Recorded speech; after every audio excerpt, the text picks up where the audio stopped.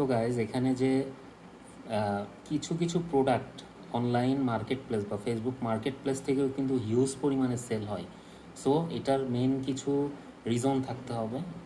Mostly হচ্ছে প্রোডাক্টটা unique product হতে হবে, যেটার চাহিদা মার্কেটে বা ডিমান্ড মার্কেটে অনেক বেশি। এরকম কোনো প্রোডাক্ট নিয়ে কাজ করতে হবে।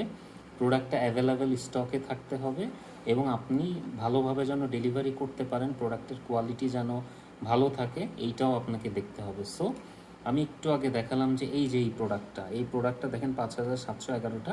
শুধুমাত্র আমরা যখন দেখা যায় যে মানে আমরা ফেসবুকে যখন অ্যাড বুস্ট করি বা অ্যাড রান করি, হ্যাঁ, বা কোনো কিছু বুস্ট করি বা পেইড মার্কেটিং করি, তখন কিন্তু অনেক সময় একাধিক অ্যাকাউন্টের প্রয়োজন হয়। তেমনি আমাদের ফ্রি মার্কেটিংয়েও কিন্তু একাধিক ফেসবুক অ্যাকাউন্টেরও প্রয়োজন হয়। সো এইখান থেকে কিন্তু আমি আপনাদেরকে দেখালাম যে কী পরিমাণে মেসেজ আসছে।